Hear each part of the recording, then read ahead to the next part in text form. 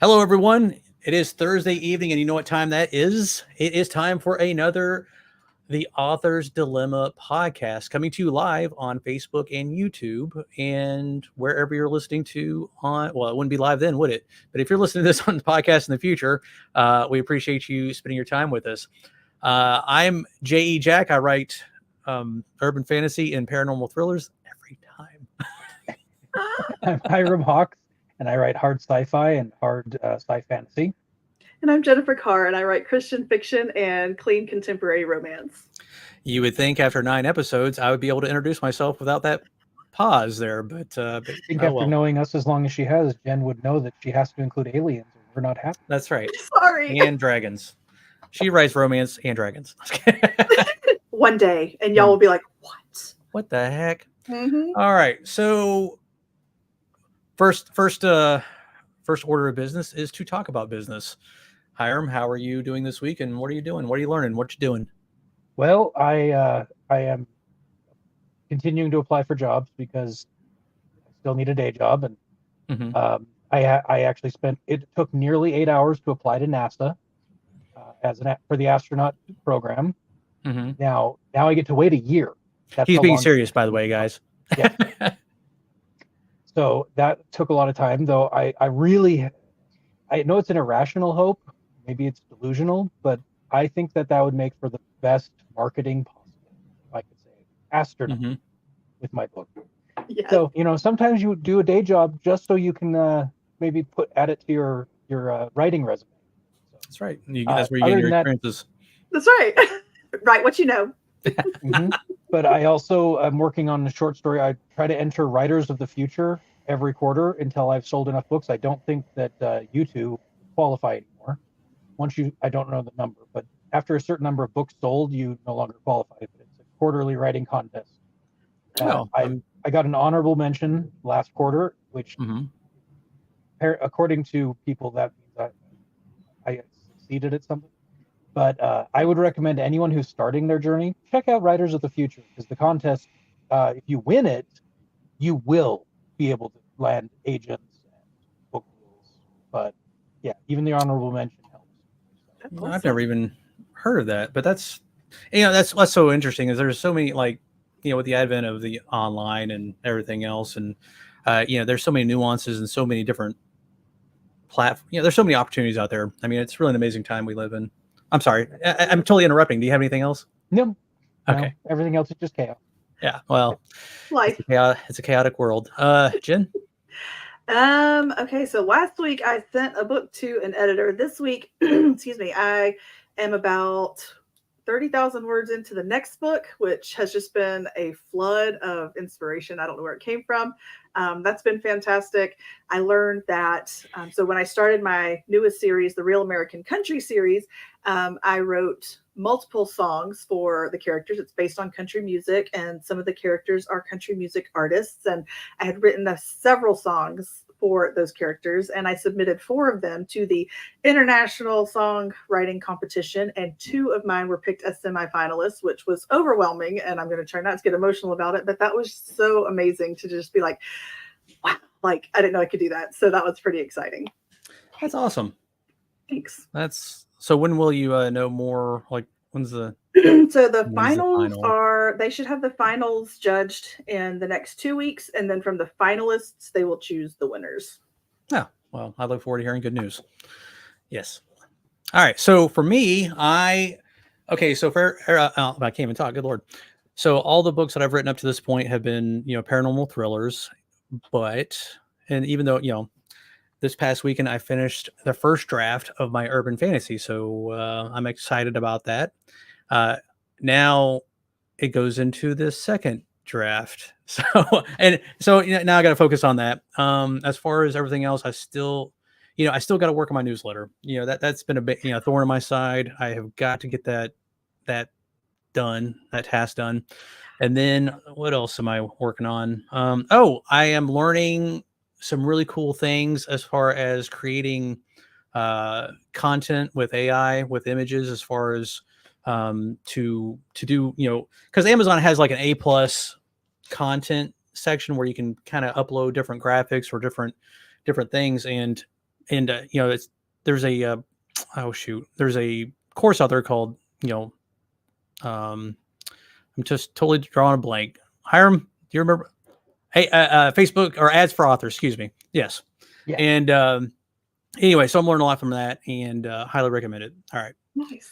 Moving on. So we decided to talk, like I said, with this show, we introduce ourselves and we talk about our business, but we also want to talk about news that you can use or what's going on in the world today. And this week has been a lot of movement as far as Vela has changed their terms of service, which I had a short story on there, but some people have like a plethora of things on there. So they changed it where the pricing's different and it's not as nice. And I'm not going to go into detail because I didn't read it verbatim as far as because it didn't really affect me, but it's something to be aware of if you do write short stories and you or you write chapter based type of stories that or serials where you put them up weekly. And then also Audible, Brian Sanderson, which is what's that? Brandon. Oh, excuse me. The other Sanderson. Been a long day, guys. Mr. Sanderson. Anyway, so he's a famous author on his own right. And he's negotiated with Audible to change some of their terms of service. So hopefully, if you're going to do audiobooks moving forward, hopefully there'll be a better royalty cut. So that's basically it. Anybody have anything or thoughts on that? It is very much a David and Goliath, except David happens to be another Goliath. So it was nice to see a Goliath go after the Goliath that's bugging everyone. Yeah. And so it was like one of those old Godzilla movies. Yes. Yes. No, and that goes to show you though, and I saw a thing, and I think I sent it to y'all. There needs to be a way for authors, especially indie authors, to create this union of sorts so that we can all stand up together. So there doesn't have to be just one, So it's not just the one person saying, "Let me pull here because I have all this clout." I mean, thankful that he does and that he can, but he may not want to be around forever, or God forbid, he's not around forever. And so we need to be able to unite and say, "Hey, we're this front, and we're not going to stand for you taking advantage of us because we put just as much work into our stuff as." I've traditionally published. So if anyone in our audience knows how to organize cats, that's right. Authors are possibly worse. Like feral kittens. Yeah. Well, I know that they have different independent authors associations and things of that nature, but they focus so much on writing though. It's always about your writing and your work and the practice. I don't know. Is there much about this kind of thing? I don't know. Defeating publishing? I don't know. I haven't.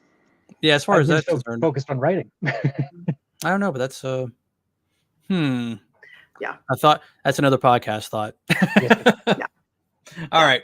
So if you're still with us, and we appreciate you being here, be sure to use the comments, tell us where you're watching from, and say hello. If you have a question this evening, be sure to here again, ask it, and we will try to answer.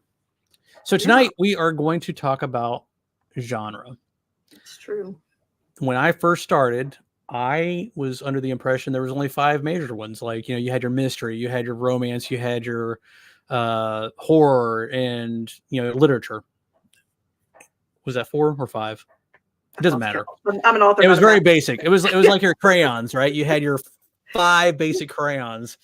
And as I started writing and started getting into this world, I realized, oh my gosh, it's the 120 pack, and there's a color for each sway. So, well, do any of us actually write just broad our whole genre? I don't write sci-fi. I don't write fantasy. I write hard sci-fi, and I write sci-fantasy. Yeah. I don't. It's a niche. And heck, some of them are cross-genre now. Yeah, the world. There's in the old days you had to choose a genre mainly because there's only so many shelves in the Barnes and Noble. That's true. Quite a few on an Amazon website. Well, right. And then, like I said, sometimes it's really hard to, like I said, identify your book because, is it, and here again, not just genre, but then also audience, right? You got your new adults, you have your young adults, you have your, middle grade or whatever. And so it's like I had that problem when with my books. Sometimes I still don't exactly know what I write. I think it's paranormal thrillers, but there's an element of horror in there. And I guess that's really, at the end of the day, what does your book fit most into? If it's more romance than paranormal, then it'd be a paranormal romance. If it's more paranormal story than romance, and there's just a little bit of romance in there, well, then it would be a paranormal. So with you just, sub. yeah, with sub. Let's not even talk about romance, because romance is its own. Romance is the £1,000,000 gorilla in the corner. And let me tell you, everyone. Well, and here's the problem and this is a conversation I literally had this week over on TikTok, which it was such a good conversation, because within romance, like, you have subgenre, but here's the problem. Like, it's not consistent across the board what one thing means and what another thing means. And then, like, I write clean contemporary romance, which then implies that if it's not erotica free, if it's not spicy, or if it is spicy, one's clean, one's dirty. And so then you are marginalizing your audiences. But like, that's the only way to market it, because Amazon is literally your wholesome and clean or your contemporary romance, which have two different expectations from your readers. And so, like, where do you market? I don't know. It's so confusing. Well, and that's even confusing to me hearing that, because I'm like, Yeah. what's the difference? Right. I don't have explicit I actually saw a themes. great thing about this. Yeah. Clean doesn't just, the reason they use the word clean, and I forget her name, but E.A. Winters, she has a really good video on this. I love her. Yes. Basically, clean doesn't just mean no spice. It also means violence is below a certain level, and there's basically no swearing. Right. So it implies a broader spectrum. Now, does it imply a moral judgment to some people? Right. But that's literally all of the places you can sell your books expect you to use that word, or else everyone can assume it has those three things. Absolutely. And romance readers are limited. And romance readers are feral. Like, they will come at you if they think that you are judging them for what they're reading, because that's none of your business. Like, stay out of their Kindle, So anyway. Well, that brings up another, I've seen where some romance authors will put different book covers on. They're called discrete covers. Thank you. Yeah, I had no idea. I was like, that's really interesting. But also, you also see the same thing in mysteries as well, right? You have cozy mystery, you have hard boiled, you have police procedurals. Can't talk. Police procedural. I mean, there's so many different ones, but yeah. Oh, for sure. All right. And you can have a cozy mystery sci-fi. Right. Like I think my first book is a cozy mystery paranormal story.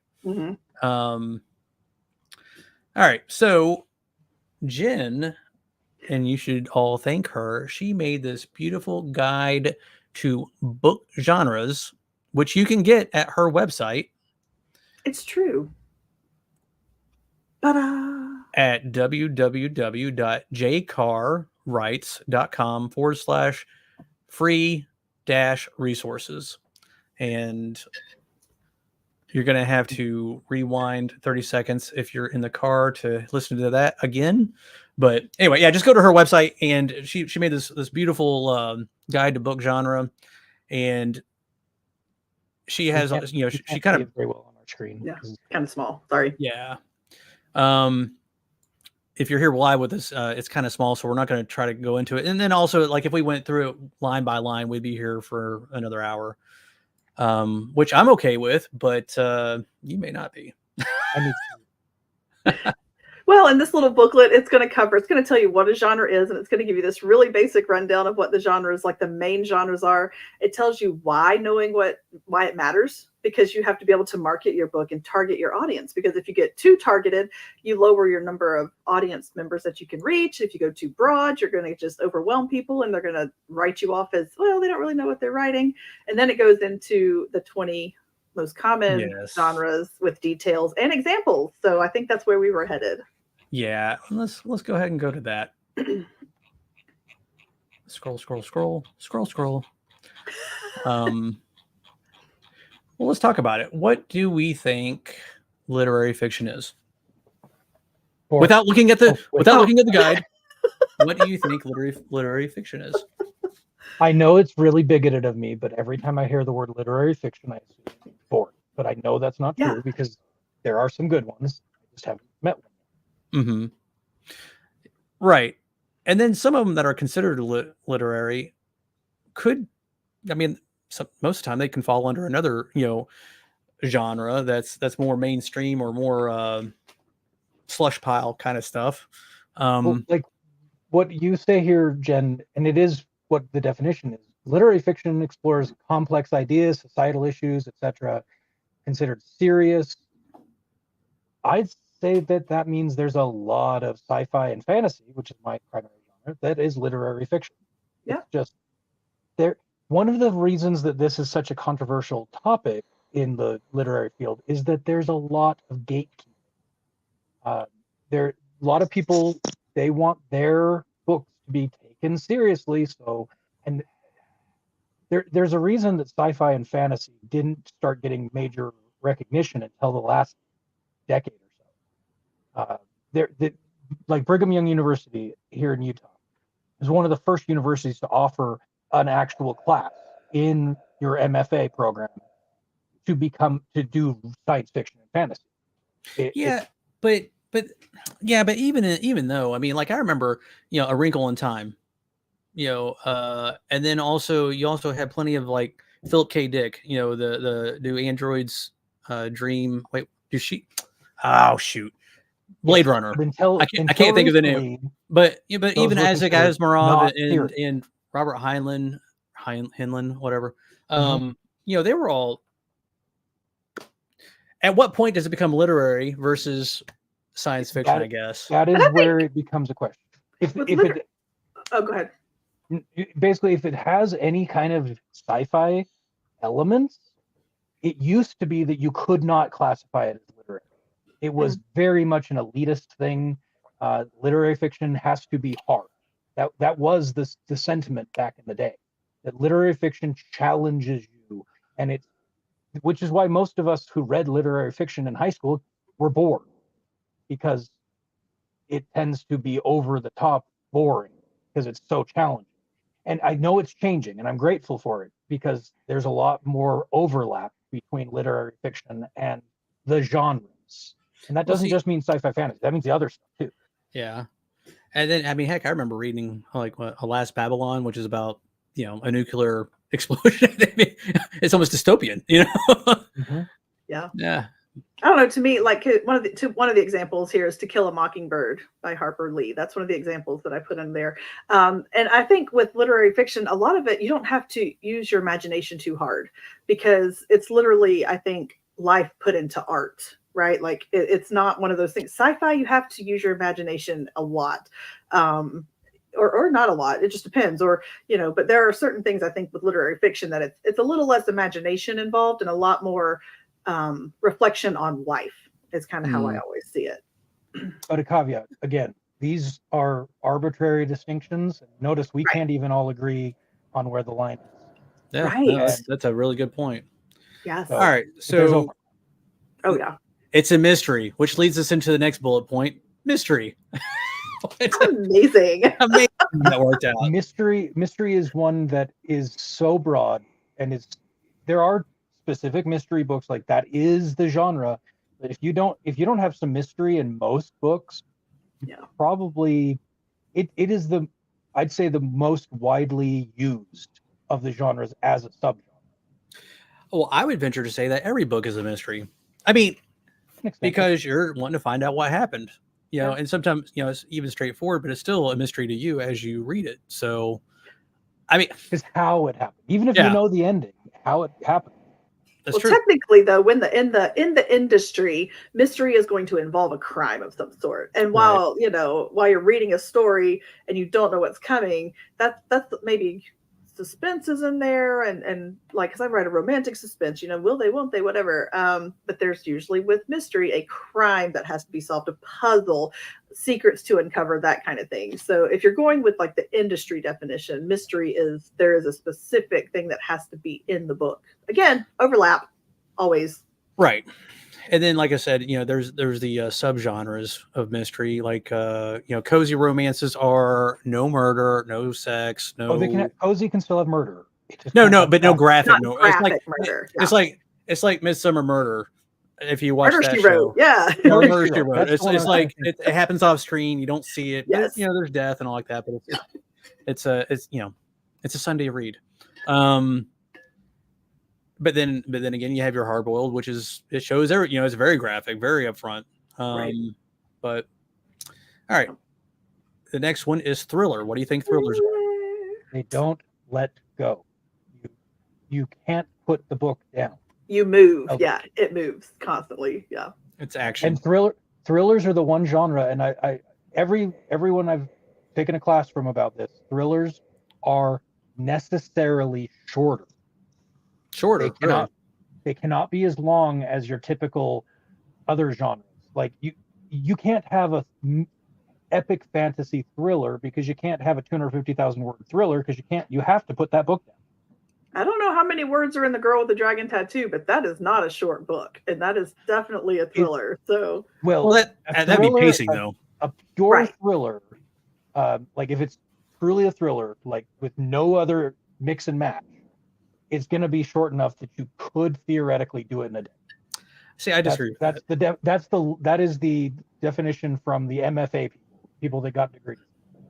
Now, I would definitely agree that thrillers, you can make a thriller longer, but the ideal thriller, the person picks it up and cannot put it down until they're done.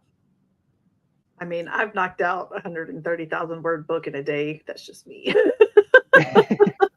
I've got problems. I do too. Then. But no, a lot of these, yes, that you can have longer with thriller. A thriller doesn't have to be never put the book down, but it has to be something where putting the book down is painful because you are in motion and you want to stay in motion.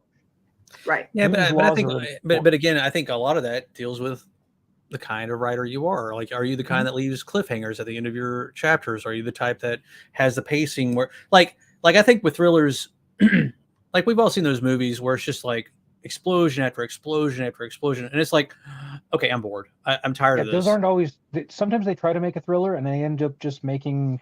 Oh, right. But the good movies and the good books are like thriller. Okay, it's like a wave, right? It comes at you and it kind of comes back, and then it comes at you like, I don't know. Like Charade. If you've never seen Charade, back with Cary Grant and Audrey Hepburn, that is a comedic thriller, and it is absolutely delightful. Oddly enough, they didn't do their copyright protection correctly. They didn't put the copyright page or equivalent in their book, in their movie, I should say, and it lost copyright immediately. So it's totally free. Oh, wow. Yeah. I didn't know that. Big mistake. But yeah, it is an amazing movie for thrillers. All right. So science fiction. Hyrum, what are your thoughts on science fiction? He doesn't have any. None at all. None. Science fiction is one of the most complex in the sense that there are people. Science fiction and fantasy have to be spoken of together, and I've always arbitrarily said science fiction is about the future, fantasy is about the past. But they're really you could take almost any sci-fi story and invert it and write the same story about sometime in the past with past technology. So classically, fantasy has magic. But what is science and technology but magic to us? So, yeah, I think with science fiction, you have to be a little bit more in tune with the mechanics of what you're writing about. Yeah. Because if you don't know what you're writing about, someone that does know what you're writing about, you're going to lose them forever. I was trying to arc read a book not too long ago. I won't get into specifics. The author's really trying hard, but they don't understand gravity, and it threw me out of the story so hard because they didn't understand how if you're in an elevator and the elevator is cruising along, accelerating, you're not in zero gravity. But if you're just floating, then yeah, you could have some zero gravity. And they totally screwed it up, and it threw. Yeah. If you're listening, all right. That's so But- funny. Okay, I so will help you fix your sci-fi story. If you If have you're- problems with your physics, There please you contact me. There you Yes. go. Well, there's a meme I think I shared with y'all last week about, hey, do you think this is good? No, and then you say, you tell me, well, I didn't really. I just wanted to compliment, really. That's right. Like, you don't tell At me the end of the real. day, I really don't want the truth. Just That's tell me right. it's good. Nope, that's it. All right. Well, you brought it up. Science fiction versus fantasy. But here again, under fantasy, you have high fantasy, you have low Yep. fantasy, you have Yep. grim dark, which I don't even know what that is. You have Urban Romantasy. fantasy. oh yeah, that's urban fantasy. Which some people don't know what urban fantasy is. Urban fantasy there's the is punk basically what's that? Oh, good. Go ahead. Oh no Finish no no your- no no. Oh yeah, the cyberpunk stuff. Which we could go back to science fiction. We need to talk about Right. that. There's 10 different. Well, that's again where punk is where It's- sci-fi and fantasy overlap. That is the muddy middle where That's interesting. I never thought of it like that. That's Okay, true, so for y'all that listen and you don't know anything about a genre, which apparently I don't either. We don't either. Um, It's fine. Punk usually takes, like Hyrum was saying, aspect of science fiction and aspect of fantasy. So it might have mechanics and it has maybe magic as well. And you have steampunk. Arcane. Yeah, you have steampunk. You have Victorian. What was it? Not Victorian. It was I can't think of the term, but it was appropriate for that time period. Maybe it was Victorian. Yeah. There's punk. steampunk. There's now I can't. Of course, now I can't. Yeah, There's of course. cyberpunk. There's Cyberpunk. Oh, so yeah. many. I mean, some of them are too narrow, and they really are the same as each other. But don't tell someone who follows it, or you will get in an argument that you cannot possibly find. Right. And then with fantasy, that's the swords and sorcery and dragons. Dragon. And we have plenty But of those. there's some great stuff. Some people are fantasy's really branched out. There's some real classic fantasy using different time periods. You can also get to not just the Western medieval. I just read something something from like an Egyptian. Let me pull that up. Give me 2 seconds. I have it on my Audible. A Dead Djinn in Cairo by P. Jelly Clark. But that's a short story that's cheap, and she's gotten really popular. But it is basically 1911 Cairo, and it is fantasy with a touch of the punk elements. But see, that could be considered.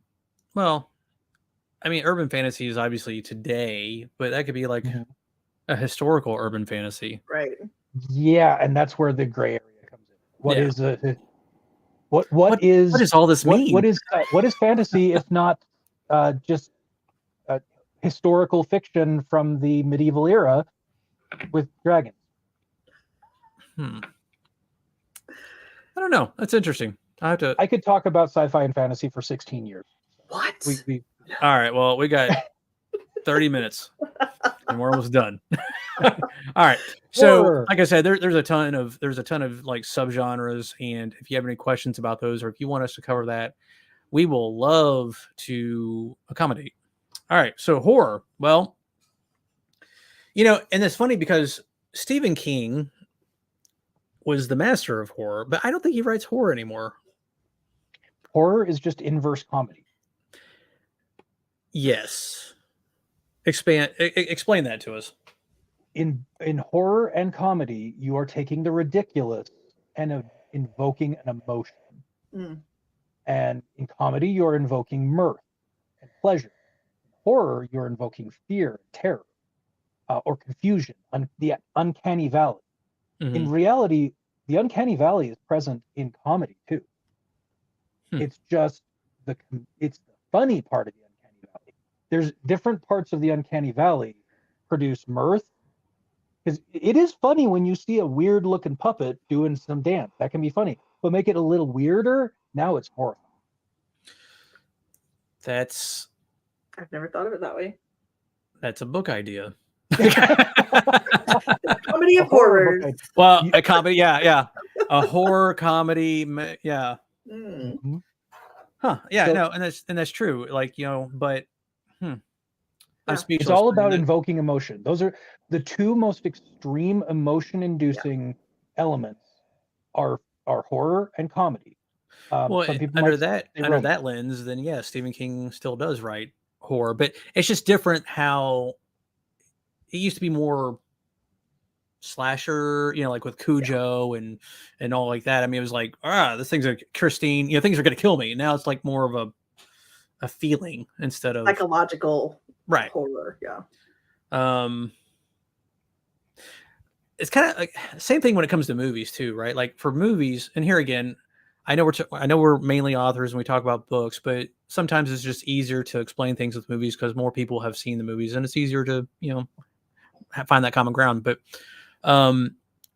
like with horror, I don't like slasher films. I don't like the scream teens. I don't like, I just, except for Scream. Scream actually they did a pretty good job with that one. But all the other genres like Freddy and Friday the 13th and all that, I just couldn't get into. But I do love movies that have a sense of eeriness to it.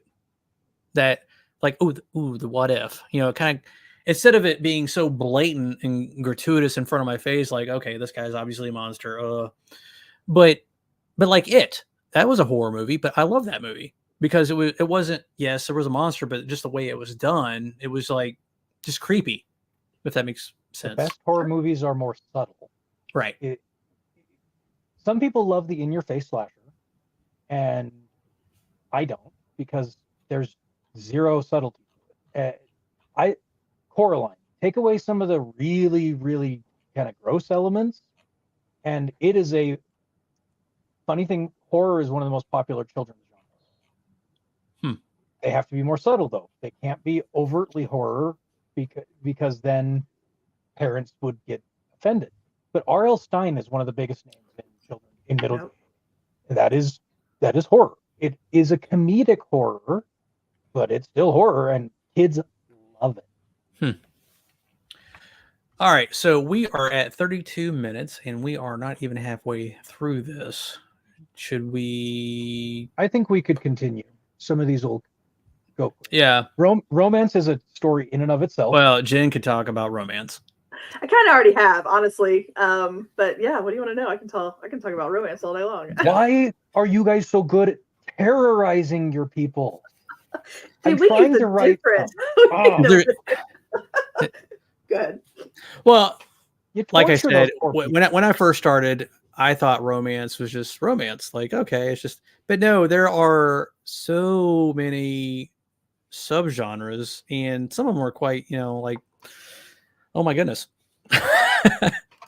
From bodice rippers to I mean, like lovers. harem, reverse harem, bully boy. I mean, I'm like, listen. Trust me, as I say this, I'm like, oh my gosh, I can't believe this is coming out of my mouth. But some of it's just like, and here again, I know several of those writers, and they're fantastic at what they do. But wow, I mean, there's just so much more, and like you said, Jen, those fans are voracious, and they want. And as if you much don't as have a personal issue with writing it, you will make more money writing romance. Oh, romance, hands if down. you're in this for the money, do the romance, especially certain levels of smut. You will make money hand over fist. I can't personally do that for many reasons. I will take that one step further and say, if you are writing romance for the paycheck, follow the same exact formula for every single book that you write. Just change names and locations and create a series out of it. I'm not even kidding. Like there are courses you can take on writing the romance series to make $1 million. And I'm like, that's not how, like, I don't mind reading one of those series, but that's not how I write. And so like mine are so different. I'm literally writing every different subgenre of romance in each book. Like it's totally different. They're not the same. And my editor was like, "What are you doing to me?" And I was like, "Pushing your limits. I don't know. Yeah. Like it's what it is." I'm paying you. That's right. I mean, and if you want a Christmas present because you're my sister, by all means. Well, no, but that is interesting. It's like, what do the readers expect, and if that's what they, and we could also, well, this is a conversation for another time, probably, or another podcast. But I've often wondered, or often thought, well, is certain romance genres the equivalent to what porn is for men? Yes. Yes. 100%. Okay. I mean, we could. Well, never we could mind have then. I guess I was. I was trying to approach that, gently, but never mind. All right. Okay. No, it's for real what it is. And then that goes back to the whole, when I was talking about clean romance versus, just contemporary romance. When you Mhm. throw that word clean romance in there, people get very upset, especially those who are raised in like strict purity culture. When they see clean romance, it immediately puts in their mind that I'm going to say a word that hopefully doesn't get us banned from live, but like sex is bad, like that's what immediately when they see clean romance, they're like, well, they automatically think that anything to do with that is bad. And it's like, well, no, we just don't put it on the page because for moral reasons, or because they have a struggle with an addiction that they're trying to break, or whatever the case may be, they have a preference to not read that on the page. And so it has become this debate, is it clean? Is it not clean? I don't know. So the romance world right now is up in arms, and that's something that we're And fighting. the YA world. That too, because now, yes, they're putting it in YA books, and it's so that's a fight. That is one thing I got kind of frustrated with when I first published some of my books, trying to make rank in the different categories that your keywords are in. And my keywords were like, yes, I did have coming of age, and yes, I did have, mystery or whatever. But the books that were beating me were freaking like, you could just look at the cover and it was, okay, well, this is not appropriate for this day. This isn't appropriate for this category. Yes. And that is such a struggle. And that's why, new adult is like slowly emerging. But at the same time, especially if you're an indie author hoping to get picked up traditionally, like new adult is a genre that's just now coming forward and publishers don't want it. So you're kind of stuck. Do I publish in YA? Do I publish in just adult? And if you're going just adult, they don't want to read about 18 to 30-year-olds. Well, guess what? Some of us like to write about 18 to 30-year-olds because that is a coming of age story. It's a whole series of life that like you're just learning and experience things for the first time. And so, the whole YA, NA versus adult, like that's we could do a whole talk about that too. Yep. Well, that's interesting. Moving on. Sorry. No. But that's the whole point. That's why we're here, is to talk about this stuff, because I do find it fascinating. I mean, and hopefully the listeners do too. But we'd love to hear from them if they're out there. By the way, if you're watching tonight and you want to say hello, be sure to use the comments and say hello. Or if you have any questions, we will or try. Just want to tell us how mad you are at something. Yes. That's true. We'll take that too. You guys are wrong. Yes. We know. You. Yes. All right. Romance, historical fiction. We kind of covered that. That's basically... Historical fiction is unique in one way. I think we can sum it up. You are writing a different time period, and you will be eviscerated by people if you don't do it accurately. So if you want to write historical fiction, be careful. Yeah. Know your history. We don't have Western on here. Western is considered a historical fiction. Yes, but I just realized... subgenre. I'm sorry. Yes, but yeah. How dare you, Jen? I quit. You can't list every historical fiction because there is. Yeah. Well, I mean, it's the same thing like with subgenre. All of these. Yeah. Like you can't. All right. Okay. So, and then young adult. YA and children's fiction. Actually, that could be a conversation for another time. Because children's fiction, well, we're going to talk about it anyway. So with children's fiction, no, because people come up to me all the time and talk about like, well, actually, no, children's fiction is a little bit different than like kids' books. It can be anything. Yeah. That's the thing. As far as a genre, that's more of an age group, but it could be any of these genres. Yeah. You can write it. YA, NA, children's, middle grade, whatever you want to call it, that's any of these. Okay, and then the next one is adventure. Adventure is an interesting one because I like it. Pure adventure is pretty rare. That's the Treasure Islands, like you have listed. But most books that are in any of the other genres. Sometimes literary fiction, but most of the time the other genres will have some adventure elements. Right. Maybe not romance, but you can. Mhm. But adventure is, as a pure adventure novel, your most common examples are going to be things like the middle grade novels, Yeah. the Hardy Boys. Yes. Which- But well, I mean, it's adventure and mystery, right? I mean, it's Right. It can not always murder, did they? I can't remember. It's been 30 no. years. That well, Crime and murder. I'm not sure. I don't know. I can't remember. Yeah, I grew up reading that, but actually, I really grew up reading The Three Investigators. Does anybody know that one? That one. No. Oh, okay. Well, never mind. Sorry. New adult, which That's the one we just talked about. we talked about that. Crime, we kind of talked about that already. Speculative fiction. That speculative fiction is a weird one because some Yeah. people would argue that speculative fiction is the umbrella term for sci-fi and fantasy. Yeah, but The And Handmaid's Tale was neither sci-fi nor fantasy, and that I don't know if you read that one. That it's one, I would call that alt history. Well, and that's probably what speculative fiction is all history, right? I mean, because you know, That's examples what here- people call speculative fiction. Speculative fiction is by definition in the market sci-fi and fantasy. Like if you go to a lot of agents will say I specialize in speculative fiction, and then they put in parentheses sci-fi fantasy. Hmm. Now, does that mean there are other things that fit under speculative fiction? Yeah. Probably there are, but if you have to include sci-fi and fantasy under that umbrella in the literary term. But yes, I'm sure you can fit other speculations in it. But then I would argue that alt history, that historical fiction, many times would fit under speculative fiction too. that's true. all right, Like my up and coming alt history Regency sci-fi. dystopian, utopian. Yeah. Those are popular. I love The Yes. Hunger Games. That's like at the top of my favorite books list. Well, most zombie stories, even though it's horror, but it's also dystopian because it's like, how Oh, do yeah. people survive? How do these people like Yeah. Mad Max? Dystopian. Yeah. Yeah. This is one of the genres I don't like.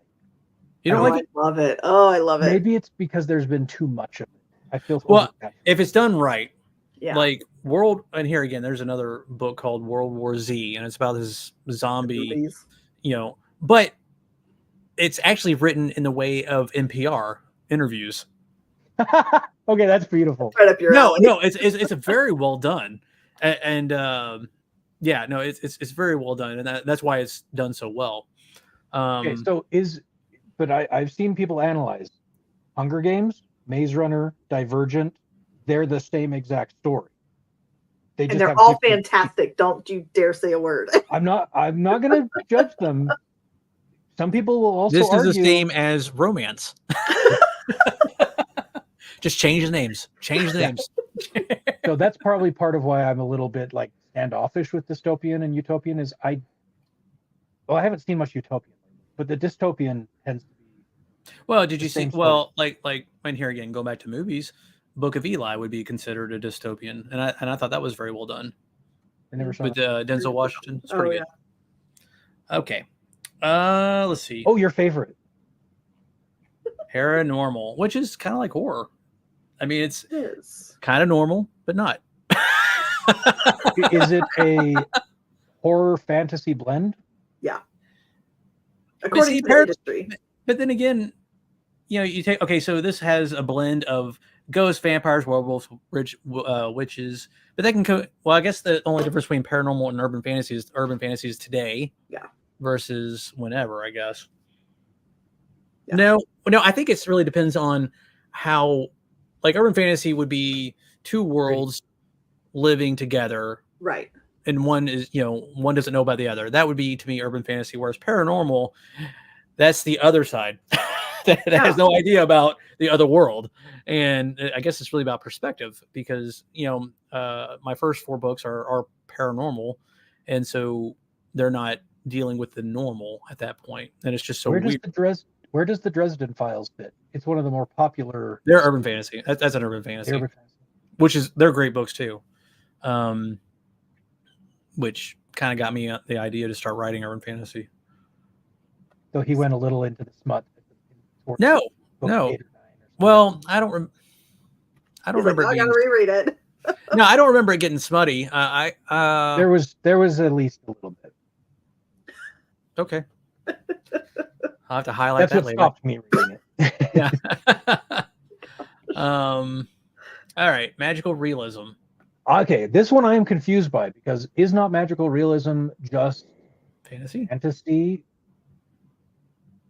I think I magical don't get it. realism, it's like it's part of everyday life. Like Is it's that a not, category? Yeah. I mean, no, like, Yeah. is that a, yeah, okay. Oh, I don't know about on Amazon. This was like No, it is. I've like- heard about it a lot. Magical Mhm. realism. Maybe I've never read anything, but in it. But it sounds a lot like a mix of paranormal and just fantasy. But I think so. I was reading a book recently, and it was just like there was magic, and I won't call it because I didn't like it. I won't say what it was, but like there was magic, but it was just kind of like it just happened, right? Like it wasn't like they were calling on. It wasn't like Harry Potter where they were learning spells. It wasn't like it was. wait, just is it Encanto? No, I don't want to talk about Encanto, but no, it wasn't. But I mean, we don't talk about Encanto. Well, is that considered magical realism? I would think so. Like I Okay. would think so. If we were doing movies, yeah. I don't know. Welcome to the show, Josh. Yeah. I got a case of the dumbs over here. Just That's okay. We all have those. all right. So biographical fiction and historical biography. I don't read any of that.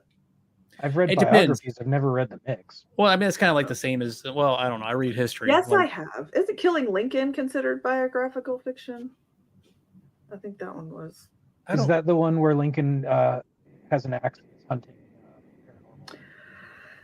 No, it doesn't. I mean, it doesn't matter. Like, I can get off it. Lincoln is it Abraham Lincoln Vampire Hunter? Isn't that a? Yeah, I was thinking the same There you thing, go. actually. There you go. I was like, oh, you know, Okay, that might be a little past the line of biographical fiction.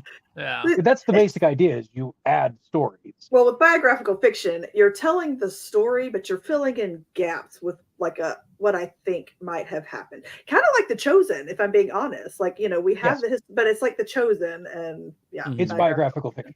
Yeah.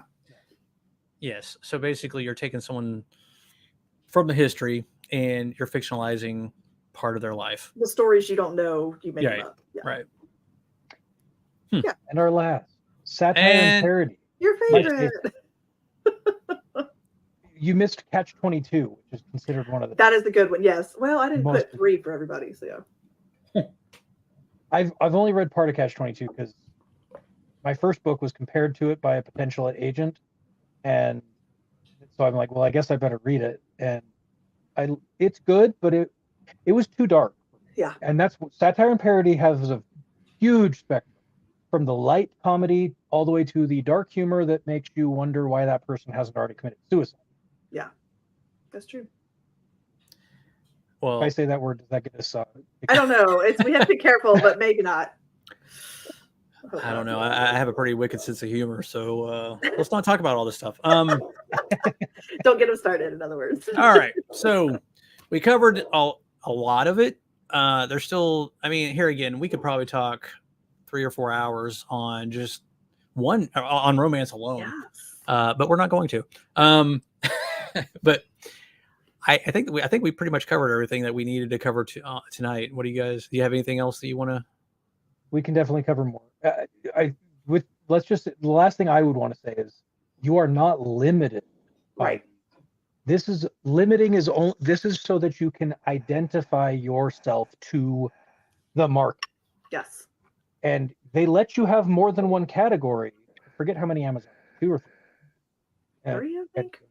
Maybe 3. And so you don't have to say that you're only fantasy. You can say fantasy, sci-fi. You can put humor, whatever it is you have, put it in there, and then in your marketing you can tune these things. Like for my second book, it's sci-fantasy. Mhm. Yeah. I don't limit myself to sci-fi or fantasy. I just point blank say it's sci-fantasy, and then I can add elements of humor, elements of romance, whatever. So limiting yourself is not a wise. Yeah. Right. But also, you can't go too broad either. You gotta be careful going too broad because then your target market is like, uh-oh. Well, Mine is all of the above. genre starts with a G, just like guides. These are just guidelines that you should probably follow if you want to be considered in that area. So, Yep, exactly. All right. Well, it's been a wonderful week. And it's been another week. I can't believe it's been 9 shows already. Crazy. Anyway, I hope whoever's listening to this, I hope you're enjoying this. If you do and you want to send us a line, or if you have a critique, or you just want to shoot the, talk with us, you can email us at authorsdilemma@gmail.com. And I'm dead serious. You're more than welcome. If you have sci-fi questions, I am a scientist and an engineer, and I do outer space stuff for a living. And if you want to be heckled, I'm more than happy to step in to do that. I'm joking. No, he's not. And if you want to talk romance, you can send me a message. And I love talking romance. All right. Again, thank you so much for your time. Thank you for spending it with us this week and in the future if you're listening to this. And I think I'm not sure what we're going to talk about next week, but we're going to find out this weekend. So y'all have a good night, and we'll see you next time. Take care. Bye, everyone. y'all.